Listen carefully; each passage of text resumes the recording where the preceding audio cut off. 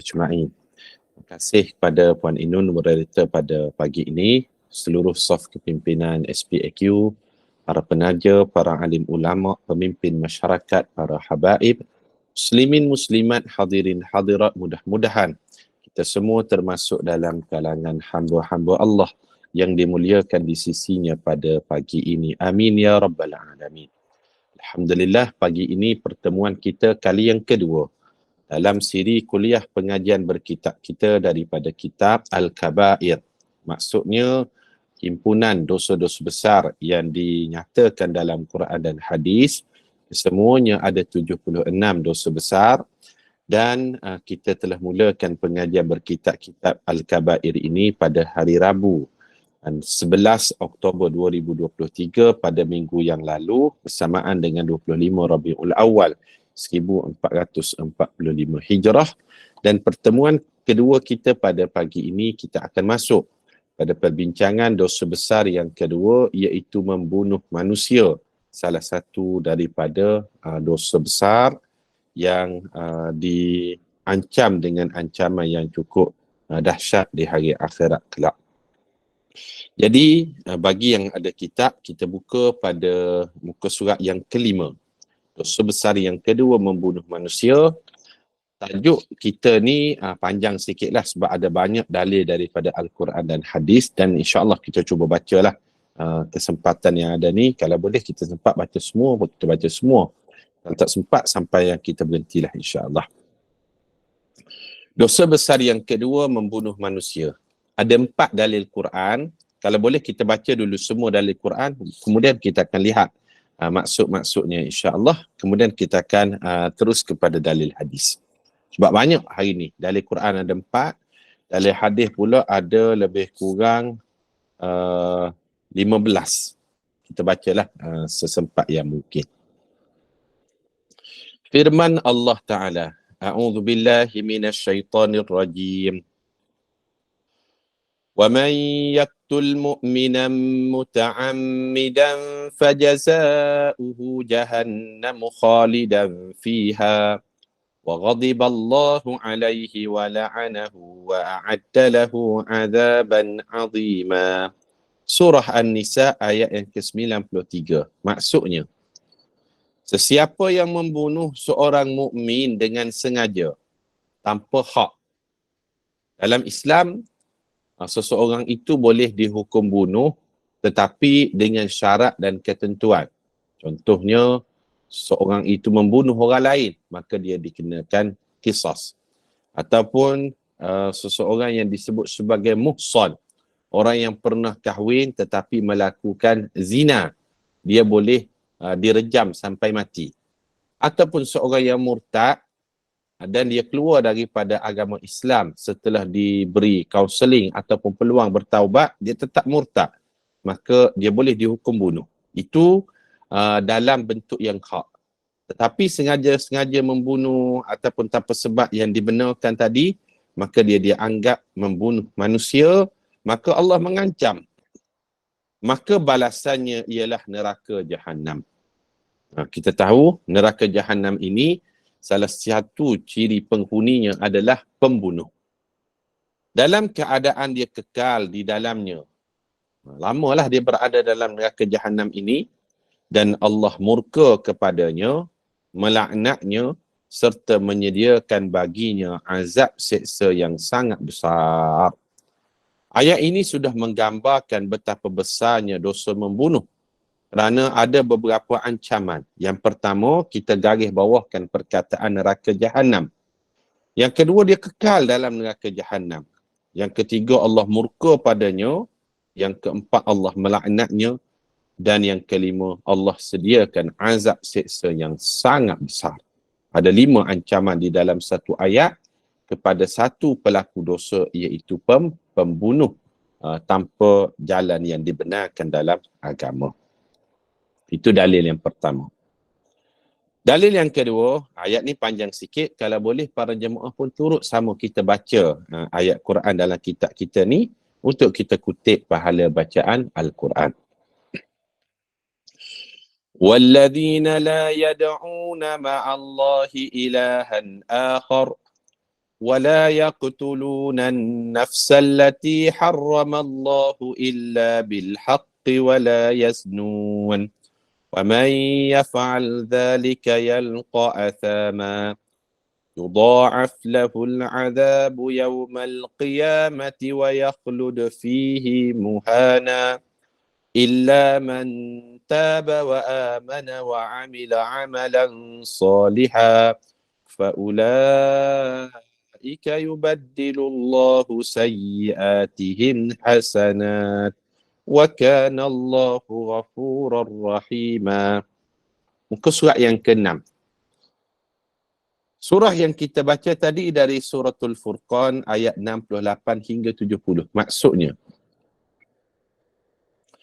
dan ciri hamba Allah itu mereka tidak menyembah sesuatu yang lain selain Allah. Dan ciri hamba Allah itu dia tidak membunuh jiwa yang diharamkan Allah kecuali pada jalan yang hak yang dibenarkan oleh syarak, dan dia tidak pula berzina. Ada keadaan tertentu dibenarkan seseorang itu dibunuh. Di dalam Islam contohnya ketika dia membunuh orang lain, maka pihak pemerintah mengenakan hukuman qisas ke atasnya, balas balik. Itu dibenarkan. Maka tidak dianggap pihak kerajaan ataupun jabatan penjara yang membunuh, menggantung atau keadaan macam mana sekalipun, maka dia tidak dianggap sedang membunuh bersalah itu tadi. Sebab apa? Dia dibenarkan di dalam agama. Kemudian kita sambung, sesiapa yang melakukan demikian, dia akan mendapat balasan dosanya. Azab seksa pada hari kiamat yang akan digandakan baginya, dia kekal dalam azab itu dalam keadaan hina. Kecuali orang yang bertaubat. Bila dia bertaubat, dia beriman dan beramal soleh.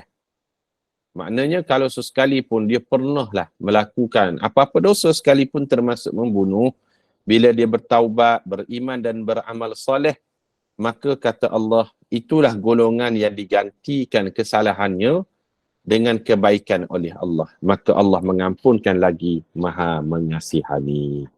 Kalau pernah dia melakukan apa-apa kesilapan, maka dia tebus kesilapan tadi dengan dia melakukan amal soleh. Kita mengharapkan kesilapan itu akan ditebus dengan kebaikan. Contoh kan, ada beberapa perkara yang mungkinlah kita tidak dapat nak tebus balik perkara tersebut. Contoh, waktu kita kecil-kecil dulu, kita pernah terambil barang orang. Barang kawan kita ke, jiran kita ke dan sebagainya kan.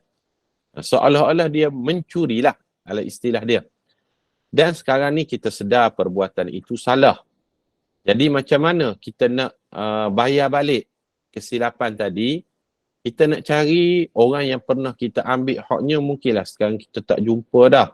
Mungkin dia meninggal dunia, warisnya pun kita tak ketemui. Maka dalam ayat ni Allah bagi penyelesaian. Innal hasanat yudhibna sayyiat. Banyak-banyaklah melakukan amal soleh. Yudhibna sayyiat. Amal soleh itu akan menghilangkan dosa dan keburukan pada masa yang lepas. Kita buat amal, kita niatkan, ya Allah, pahalanya ini kepada orang yang pernah aku ambil hak dia. Faham tak? Ataupun kan, mungkin dulu-dulu masa zaman nakal-nakal kan, pergi makan, terlupa nak bayar ataupun sengaja tak bayar, kita nak bayar balik sekarang ni, kita dah tak tahu dah kedai itu kat mana ataupun mungkin kedai dah tutup. Maka kita boleh niatkan kebaikan yang kita buat, kita sedekah, infak, wakaf, bagai-bagai atas orang yang pernah kita ambil hak dia. Sebab Allah sebut tadi, innal hasanat yudhibna sayyiat faulaika yubaddilullahu sayyiatihim hasanat. Mereka itulah Allah gantikan kebaikan mereka kesilapan-kesilapan yang lampau. Itu salah satu daripada mudahnya Islam memberi jalan penyelesaian kepada mereka yang menyesali di atas perbuatan dosa yang lepas. Itu dalil yang kedua. Dalil yang ketiga, muka surat yang ke-6 lagi. Kita ambil ringkas-ringkas saja pengajaran daripada ayat Quran ni sebab banyak hadis yang kita nak baca pada pagi ni. Dalil yang ketiga, Allah berfirman, "Man qatala nafsan bighairi nafsin aw fasadin fil ardi faka'annama qatala an-nasa jami'a." Surah Al-Maidah ayat 32. Maksudnya, sesiapa yang membunuh seorang manusia tanpa alasan yang membolehkan membunuh manusia itu atau kerana melakukan kerosakan di muka bumi, maka seolah-olah dia telah membunuh manusia seluruhnya. Subhanallah. Besarnya dosa membunuh ini dan betapa bernilainya harga nyawa seseorang manusia, walaupun dia bukanlah termasuk dalam kalangan orang beriman sekalipun. Allah mengatakan faka'annama qatalan nasa jami'a, seperti dia membunuh nyawa manusia keseluruhannya. Seperti dia membunuh nyawa keseluruhannya. Subhanallah. Sebab itu kalau kita tengok pada hari ini nyawa seperti tidak berharga kan. Di Palestin contohnya berlakunya perang kali yang kelima yang besar di antara Palestin dan Israel. Perang ni setakat ni tidak ada lagi gencatan senjata dan sebagainya. Pengumuman masih berlaku di antara kedua-dua pihak masing-masing saling berbalas serangan. Sedangkan nyawa itu sangat berharga. Nyawa orang-orang yang tidak bersalah sangat berharga. Sehingga kan Allah menggambarkan siapa yang bunuh satu nyawa, dia seperti membunuh manusia kesemuanya. Satu nyawa itu berharga seperti manusia keseluruhan di atas muka bumi ini dia dibunuh. Masya Allah. Itu nak menunjukkan betapa dahsyatnya impak dan implikasi daripada dosa membunuh itu tersebut. Dalil yang keempat, firman Allah Ta'ala. وَإِذَا الْمَوْءُودَةُ سُئِلَتْ بِأَيِّ ذَنْبٍ قُتِلَتْ. Dan apabila anak perempuan yang ditanam hidup-hidup ditanya, atas dosa apakah ia dibunuh? Surah At-Takwir ayat yang ke-8 dan ke-9. Ayat ni Allah jelaskan, di hari akhirat kelak, mana-mana bayi perempuan yang dibunuhkan pada zaman jahiliyah, mana-mana yang lahir anak perempuan, masyarakat jahiliyah ini, dia terus tanam hidup-hidup bayi tersebut. Maka bila datangnya Rasulullah sallallahu alaihi wasallam, Rasulullah mengangkat martabat kaum wanita di dalam Islam. Tak ada lagi, tidak dibenarkan lagi amalan tersebut dilakukan. Bahkan bagaimana Islam memuliakan kaum wanita di dalam Quran. Dirakamkan satu surah yang khusus kepada kaum wanita namanya An-Nisa. Surah An-Nisa. An-Nisa itu maknanya wanita. Tidak ada surah Ar-Rijal di dalam Al-Quran. Islam mengangkat martabat kaum wanita bila datangnya Rasulullah sallallahu alaihi wasallam. Dan di hari akhirat kelak, anak-anak perempuan yang ditanam hidup-hidup pada zaman jahiliah, Allah akan datangkan pembunuh dia dan Allah akan hidupkan bayi perempuan tadi dan Allah akan tanya kepada pembunuh, bi ayyi dzambin qutilat, atas dosa apa awak bunuh si bayi ni? Apa dosa yang dia buat pada awak? Dia kan bayi, mana ada dosa? Maka ketika itu seolah-olah nak menggambarkan satu penghinaan kepada mereka yang melakukan amalan demikian. Pada zaman Nabi Musa, Fir'aun membunuh hidup-hidup anak bayi lelaki yang baru lahir. Sebab dia merasakan ancaman kepada kediktatoran dia ataupun pemerintahan dia. Pada zaman jahiliah, yang dibunuh itu anak perempuan. Jadi pada zaman Rasulullah sallallahu alaihi wasallam diutuskan menjadi nabi, alhamdulillah satu bentuk perkara besar yang berjaya diubah Nabi sallallahu alaihi wasallam, Rasulullah berjaya menghapuskan sistem perhambaan. Yang kedua, Rasulullah berjaya mengubah mindset betapa bernilainya kaum wanita ini. Itu memang kita respect betul lah dengan kepimpinan Nabi SAW. Perkara yang sudah menjadi akar umbi dan darah daging masyarakat, perkara yang tak baik, yang dulu mabuk-mabuk, yang dulu melakukan penzinaan, yang dulu melakukan perjudian, yang dulu melakukan amalan riba. Satu persatu amalan yang tak baik itu berjaya dihapuskan oleh Rasulullah sallallahu alaihi wasallam. Betapa maha baiknya Islam yang dibawa oleh Rasulullah sallallahu alaihi wasallam, sisi negatif berjaya diubah oleh baginda. Ini 4 perkara. 4 perkara yang kita telah baca daripada ayat-ayat Al-Quran, kita ambil hikmah dan pengajarannya. Alhamdulillah. Kita masuk kepada dalil hadis. Banyak dalil hadis yang kita nak lalui ini. Setakat sempatlah insya-Allah. Dalam bab membunuh salah satu daripada dosa besar. Muka surat yang ke-6. Nabi SAW bersabda, Ijtanibus sab'al mubiqat. فذكر قتل النفس التي حرم الله إلا بالحق. Riwayat Bukhari daripada Abu Hurairah radhiyallahu anhu. Maksudnya, jauhilah 7 dosa besar yang membinasakan. Ada 7 dosa besar yang paling besar. Yang pertama, syirik pada Allah lah. Yang kedua, membunuh. Lalu Rasulullah menyebutkan, apa dia salah satu daripada 7 dosa besar yang membinasakan itu? Baginda menyebutkan membunuh nyawa yang diharamkan oleh Allah Subhanahu wa taala. Walaupun orang yang itu adalah orang yang bukan Islam, orang kafir sekalipun, nyawa mereka tetap berharga. Selagi mana dia tidak dalam konteks perang ataupun dia tidak menunjukkan permusuhan kepada orang Islam, nyawa orang kafir, ia sangat berharga. Tak boleh kita pergi masing-masing bawa parang, nak cederakan dia, nak tumpahkan darah dia. Tak boleh, tak boleh. Undang-undang menjaga dan agama telah menjaga nyawa setiap manusia itu sangat-sangat berharga. Sebab apa? Mungkinlah hari ini dia tidak beriman. Tapi kalau kita usaha dakwah pada dia, satu hari nanti dia beriman kepada Allah Subhanahu wa taala. Nak menunjukkan agama Islam, agama yang menjaga hak kesemua orang. Bahkan di dalam perang sekalipun. Dalam situasi perang, mereka yang tidak terlibat di dalam peperangan, dijaga nyawa mereka, darah mereka dan maruah mereka.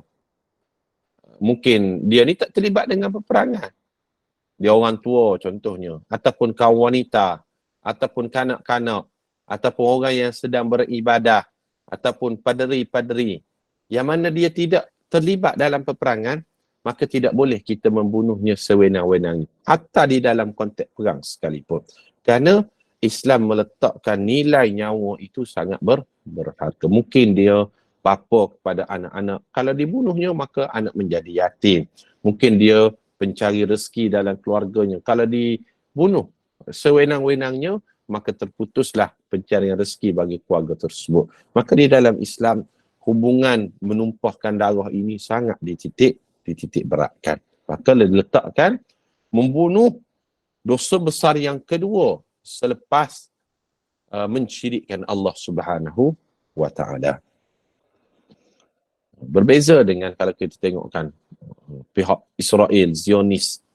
Dia bom tu di mana-mana tempat saja. Bangunan tanpa memberi isyarat terlebih dahulu dan sebagainya. Maka ramai nyawa umat Islam yang terkorban dalam keadaan dia tu orang yang tak bersalah. Dia tak terlibat dengan perang pun. Bayi, kaum wanita dan sebagainya. Maka kita tengok beza adab. Dalam peperangan dalam Islam, Islam sangat mementingkan kepada adab. Dalam Islam, dalam perang, pokok tak boleh tebang. Binatang tidak boleh dibunuh. Orang tua ataupun orang lelaki yang tak terlibat dengan perang, ataupun orang yang sedang beribadat, ataupun paderi, ataupun kanak-kanak, mereka yang tak terlibat ni. Dan dalam Islam, sebelum memulakan serangan, diberi isyarat dulu, sebelum supaya apa? Sepihak dalam keadaan yang tidak terlibat tu dapat menyelamatkan diri ke tempat yang sepatutnya. Itu adab lah kita sebut dalam bab bagaimana Islam menjaga nyawa. Dalil yang kedua daripada hadis. Baginda sallallahu alaihi wasallam bersabda ketika ditanya apakah dosa yang paling besar. Hadis ni sahih riwayat Imam Bukhari muka surat yang ke-7. Anta ja'ala lillahi niddan wa huwa khalaqaka. Qala thumma ayyu. Qala an taqtula waladaka khasyata an yat'ama ma'aka. Qila thumma ayyu. Qala an tuzaniya halilata jarika. Maksudnya, bila Rasulullah sallallahu alaihi wasallam ditanya dosa apakah yang paling besar, maka Rasulullah sallallahu alaihi wasallam jawab, kamu menjadikan sesuatu sebagai sekutu bagi Allah sedangkan dia menciptakan kamu. Ini dosa yang paling besar lah, dosa mensyirikkan Allah, menyekutukan Allah. Dia sembah Allah tetapi dia sembah juga patung berhala contohnya kan. Apatah lagi, dia mensyirikkan Allah Subhanahu wa taala dalam keadaan dia sembah matahari, bulan, bintang, bagai-bagai kan. Maka ini dosa yang paling besar sedangkan Allah yang menciptakan kita. Kemudian sahabat tanya, apa lagi selepas itu dosa yang paling besar? Yang paling besar. Baginda menjawab, kamu membunuh anak kamu kerana takut dia akan makan bersama kamu, kamu menjadi miskin kerana anak tersebut. Subhanallah. Salah satu lagi budaya masyarakat jahiliah, kalau dia melihat anaknya itu menyusahkan dia, tak kira lah anak lelaki ataupun anak perempuan, maka dia boleh tanam anak yang sudah besar itu, mungkin 5 tahun, 7 tahun, 10 tahun, untuk dibunuh. Kerana apa? Dia merasakan anak itu akan membawa bala dan akan membawa kepadanya kepapaan. Ini amalan jahiliah. Salah satunya tadi, iaitu lahir je anak perempuan, dia bunuh. Yang kedua, tak kira anak lelaki ke, anak perempuan ke, kalau dia rasakan anak itu menyebabkan dia jadi makin miskin, maka dia akan bunuh anak tersebut. Maka Rasulullah datang, Rasulullah berjaya ubah. Anak ini adalah rezeki. Setiap anak sudah diberikan rezeki oleh Allah. Ada rezekinya. Yang penting awak rajin saja berusaha. Itu Rasulullah sallallahu alaihi wasallam sebut. Dosa yang kedua paling besar, bila seseorang melakukan pembunuhan pada anak sendiri. Lebih-lebih lagi dia bunuh tu kerana takut rezekinya tidak cukup. Sedangkan rezeki seseorang itu sudah dijamin oleh Allah dengan syarat dia rajin berusaha.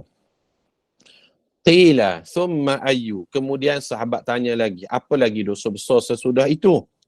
Maka kata Nabi sallallahu alaihi wasallam, an tuzaniya halilata jarika. Dosa besar yang seterusnya, kamu berzina dengan isteri jiranmu. Dahlah dia jiran kamu, tetapi kamu melakukan perbuatan yang tak senonoh. Itu juga termasuk daripada 3 dosa yang paling besar yang disebutkan di dalam hadis riwayat Imam Bukhari. Kemudian hadis yang ketiga yang kita baca pada pagi ini dalam bab membunuh manusia, salah satu daripada dosa yang paling besar. Baginda sallallahu alaihi wasallam bersabda lagi, "Idzal taqal muslimani bisayfayhima fal qatilu wal maqtulu finnar." Qila ya Rasulullah, hadza lil qatil. Fama balul maqtul? Qala innahu kana harisan ala qatli sahibihi. Hadis sahih riwayat Imam Bukhari dan Muslim daripada Abu Bakrah radhiyallahu anhu. Kita baca maksud dia. Apabila 2 orang Muslim bertemu dengan menghunus pedang masing-masing, masing-masing tujuannya nak membunuh. Ataupun dalam konteks sekarang ni mungkinlah bukan dengan konteks pedang ataupun dengan senjata api ataupun pisau ataupun alat-alat yang boleh membunuh. Bila bertemu dua orang Muslim dengan masing-masing dengan senjatanya, maka si pembunuh dan orang yang dibunuh kedua-duanya dalam neraka. Subhanallah. Nak ceritanya dalam Islam ni, orang yang membunuh orang ataupun yang dibunuh tu, sekiranya dia niat untuk membunuh orang lain tanpa sebab yang dibenarkan dalam agama, Rasulullah kata dua-dua dalam neraka. Jadi sahabat terkejut, sahabat pelik. Ada yang bertanya kepada baginda, wahai Rasulullah, neraka ini memang untuk si pembunuh. Tetapi apa keadaan orang yang dibunuh apabila turut dimasukkan ke dalam neraka? Sahabat tanya, wahai Rasulullah, kami fahamlah yang membunuh tu memanglah dalam neraka sebab dia bunuh orang. Tapi kenapa pula yang dibunuh masuk neraka juga? Maka kata Nabi SAW, sesungguhnya orang yang dibunuh itu sangat berkeinginan untuk membunuh kawannya itu. Maksudnya, yang dibunuh sebab dia tidak ada kesempatan je.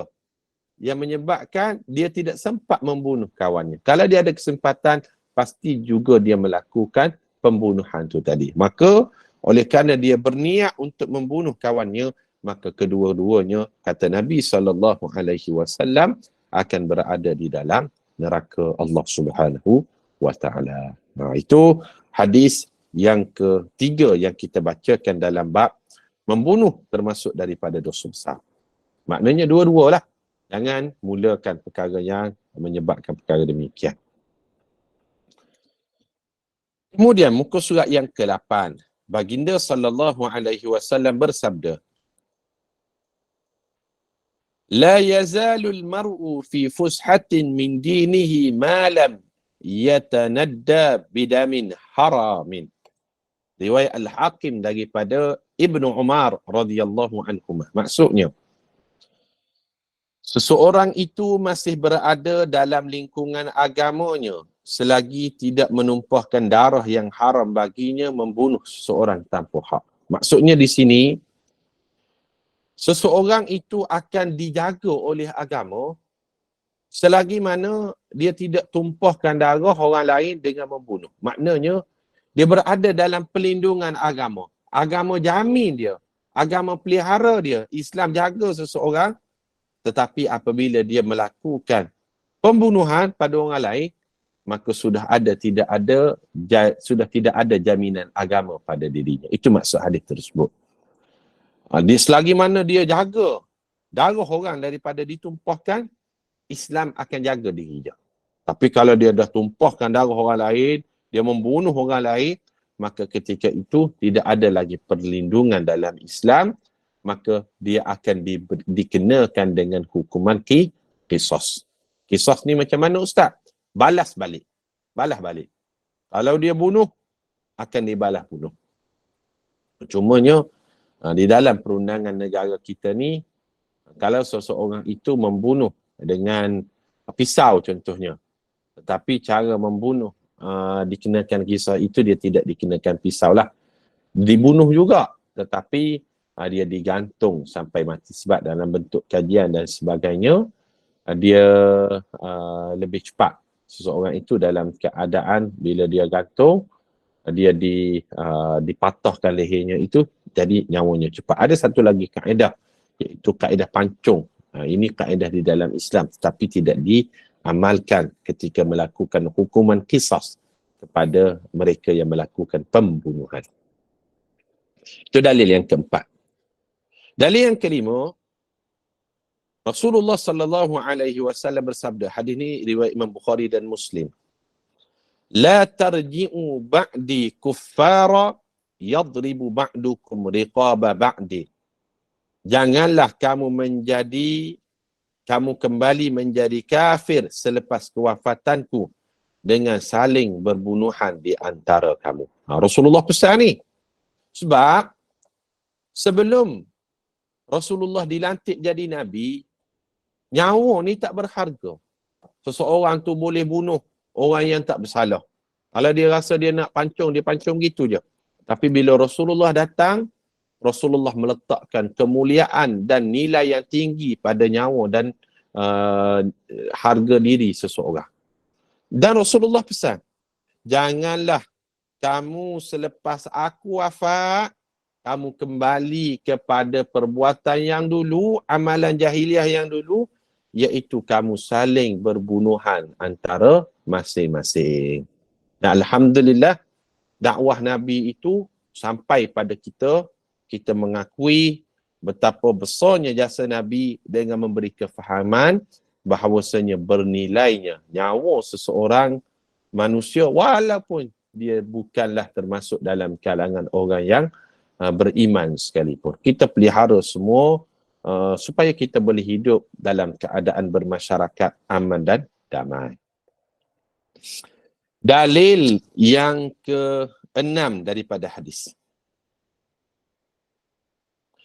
Rasulullah sallallahu alaihi wasallam bersabda dalam hadis kita, dalam kitab kita ni muka surat yang ke-8. Laqatlu mu'minin a'zamu 'indallahi min zawalid dunya. Demi Allah, pembunuhan seorang mukmin itu lebih besar di sisi Allah daripada hilangnya seluruh dunia. Riwayat An-Nasa'i daripada Abdullah bin Amr bin As. Maksudnya, nyawa seorang je orang beriman di dunia ni, dia lebih berharga daripada dunia dan isi kandungannya. Subhanallah. Seorang je nyawa. Tetapi dunia dan isi kandungannya tidak boleh melebihi daripada nilai nyawa seseorang tadi. Nak menunjukkan besarnya untuk seseorang itu menjaganya nyawa. Sebab itu di dalam Islam ada 5 maqasidus syariah, tujuan pensyariatan. Yang pertama, hifzuddin, menjaga agama. Yang kedua, hifzul nafs, menjaga nyawa. Yang ketiga, maqasidus syariahnya hifzul nasab, menjaga nasab keturunan. Yang keempat, hifzul akal, menjaga akal. Yang kelima, menjaga agama, menjaga nyawa, menjaga akal, menjaga keturunan. Yang kelima, hifzul mal, menjaga harta. Islam datang, dia bawa 5 mesej yang besar. Hendaklah agama dijaga, nyawa dijaga, nasab keturunan dijaga, tak boleh berzina. Yang keempat, nyawa mesti dijaga. Dan yang kelima, harta perlu dijaga. Akal perlu dijaga. 5 tujuan datangnya Islam, membetulkan mindset balik tentang 5 perkara yang dulunya dipandang remeh. Dulu orang tak kisah akal ke waras ataupun tidak, tak kisah. Minum arak dan sebagainya. Islam datang, dia mengharamkan arak itu tadi. Dalil yang ke-6 daripada hadis. Baginda sallallahu alaihi wasallam bersabda lagi, la yazalul mar'u fi fushatin min dinihi ma lam yusib daman harama. Ini lebih kurang daripada hadis yang tadi, riwayat daripada Al-Bukhari. Tadi riwayat Al-Hakim. Seseorang itu masih berada dalam lingkungan agamanya selagi tidak menumpahkan darah yang haram baginya membunuh seseorang tanpa hak. Ini kita dah huraikan pada hadis yang keempat tadi, lebih kurang maksudnya. Muka surat 9. Hadis yang ke-7. Baginda bersabda lagi, awwalu ma yuqda bainan nas fid dima'. Perkara pertama yang akan diputuskan hukumannya antara manusia ialah urusan pertumpuhan darah. Ini hadis riwayat Imam Bukhari Muslim. Biasa kita dengar hadis, perkara pertama yang Allah akan hisab di padang mahsyar kelak berkenaan dengan solat. Betul tak? Pernah kan kita dengar kan? Amalan pertama yang Allah hisab di hari akhirat berkaitan dengan solat. Solat tu tentang apa? Itu hubungan manusia dengan Allah. Manakala perkara pertama yang akan dihisab di padang mahsyar bila melibatkan hubungan manusia dengan manusia, ia berkenaan dengan pertumpahan darah. Pernah tak kita cederakan orang? Pernah tak kita tumpahkan darah orang? Pernah tak seseorang ni membunuh? Maka Kalau dia melakukan pembunuhan, maka perkara inilah perkara pertama yang akan dihisab melibatkan sesama manusia. Kalau melibatkan hubungan manusia dengan Allah, perkara pertama yang akan dihisab berkaitan solat.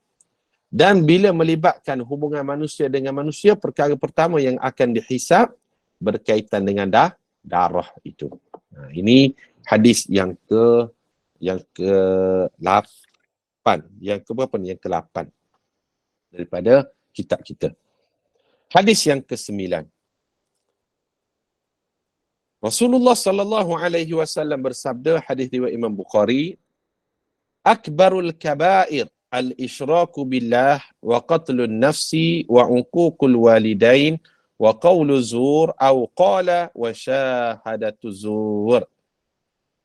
Maksudnya, antara sebesar-besar dosa daripada dosa-dosa yang besar ialah syirik kepada Allah, membunuh manusia dan derhaka kepada kedua ibu bapa, dan percakapan yang dusta ataupun baginda bersabda penyaksian yang palsu. Kalau boleh dalam hadis ni, kita buat sedikit nombor lah. Dalam hadis riwayat Imam Bukhari daripada Anas bin Malik, 5 dosa yang paling besar daripada dosa yang terbesar. Yang pertama, kita buat nombor 1, syirik pada Allah. Yang kedua, membunuh manusia. Nombor 3, kita tulis nombor dekat kitab kita tu, derhaka pada ibu bapa. Yang keempat, percakapan yang palsu. Dan yang kelima, memberikan penyaksian yang palsu. Nanti kita akan huraikan pada pertemuan-pertemuan yang akan datanglah dalam dosa besar yang seterusnya. Jadi saya berhenti di sini dulu pada dosa besar yang kedua. Ustaz Dr. Faisal pun ada bersama dengan kita. InsyaAllah pada minggu depan kita akan baca pada kesempatan yang akan datang dosa besar yang ketiga, iaitu sihir. Jadi saya serahkan kembali majlis kepada Puan Inun, dipersilakan. Terima kasih Ustaz. Alhamdulillah. Jazakallah khairan pada Ustaz Abdul Halim atas kesediaan berkongsi ilmu pada pagi ini. Dosa-dosa besar yang kedua itu membunuh manusia. Dan semoga kita semua termasuk golongan orang yang memuliakan manusia dan terhindar dari melakukan perbuatan tersebut. Dan demikianlah di antara perbincangan dan perkongsian ilmu mengenai dosa besar tersebut yang wajib kita hindari. Dan setiap dosa itu mudah saja Allah ampuninya, kecuali seseorang yang mati dalam keadaan kafir atau seseorang yang membunuh seorang mukmin dengan sengaja. Dan semoga Allah SWT mengampuni dosa-dosa besar selagi mana kita bersungguh-sungguh dalam taubat kita. InsyaAllah kita ada sambungan lagi seterusnya Ustaz kan, dan para jemaah sekalian, dan kita tangguhlah dulu pukul saling ini dengan tasbih kafarah dan salam. Silakan Ustaz. Bismillahirrahmanirrahim. Subhanakallahumma wa bihamdika nashhadu an la ilaha illa anta nastaghfiruka wa natubu ilaih. Bismillahirrahmanirrahim. Wal 'asr innal insana lafi khusr illa alladhina amanu wa 'amilus solihat wa tawassaw bil haqqi wa tawassaw bis sabr. Kasih semua bertemu di lain kesempatan. Assalamualaikum warahmatullahi wabarakatuh. Waalaikumsalam.